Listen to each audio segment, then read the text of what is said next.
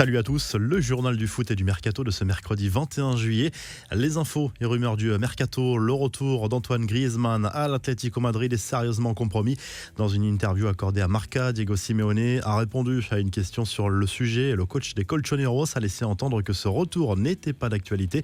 Je veux le meilleur pour lui et j'espère qu'il va réussir à Barcelone. C'est un club extraordinaire et Antoine est un joueur complet, mais aujourd'hui il n'est pas avec nous. Je ne souhaite que du bien à un joueur qui m'a tout donné, a lâché le coach argentin.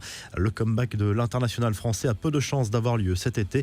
Le pari de l'OGC Nice, le club azuréen a obtenu le prêt avec option d'achat de Justin Kluivert.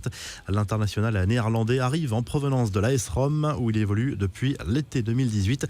La réponse de Jean-Michel Aulas à l'équipe. Le quotidien sportif avait laissé entendre mardi que l'Olympique lyonnais peinait à lancer son mercato à cause des ventes qui n'aboutissaient pas. Non, l'OL n'attend pas de vendre pour recruter. L'OL n'a pas de besoin spécifique à cet instant et dispose d'un groupe de qualité avec une académie au top. Des retours de prêt et déjà 2 arrivées, a répondu sur Twitter le président lyonnais. Les infos en bref, on file tout de suite en Argentine où de graves incidents se sont déroulés en marge du match entre l'Atlético Mineiro et Boca Juniors la nuit dernière en 8e de finale de la Copa Libertadores. Un match marqué par de violents incidents au stade de Belo Horizonte où les joueurs argentins se sont battus avec des membres de la sécurité locale. Les images sont hallucinantes, des coups dans tous les sens, un nuage de gaz lacrymogène et même des jets d'objets en tout genre. La rencontre s'est terminée dans le chaos total selon les médias argentins et brésiliens. Sur le terrain, ce sont les Brésiliens qui se sont qualifiés au tir au but, mais les Argentins ont eu le sentiment de se faire voler, notamment à cause d'un but refusé pour un hors-jeu très limite.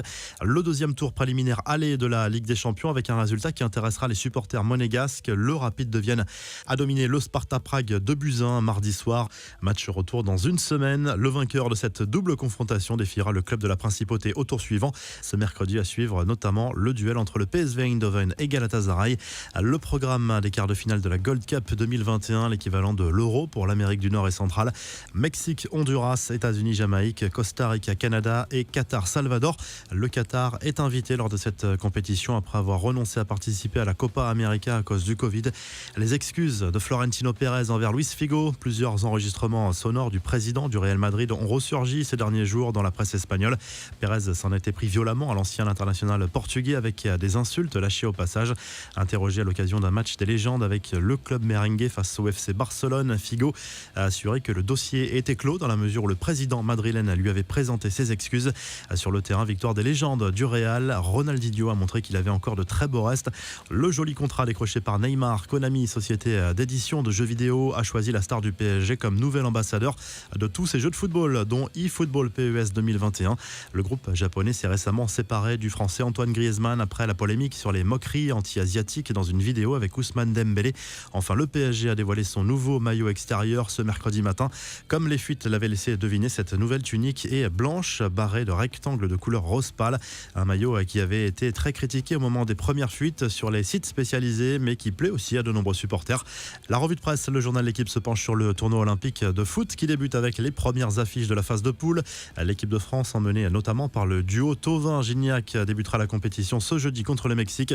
En Italie, Tuttosport consacre sa une à Ivan Gazidis. Le directeur général de l'AC Milan a expliqué être atteint d'un cancer de la gorge. Les avis médicaux prévoyant un rétablissement complet, il restera à son poste. En Espagne, le Mundo Deportivo se penche sur le premier match amical de la pré-saison du Barça ce mercredi soir à 19h contre le Nastic de Tarragone. Memphis Depay a fait ses premiers pas à l'entraînement cette semaine. Très belle journée et à très vite pour un nouveau journal du foot.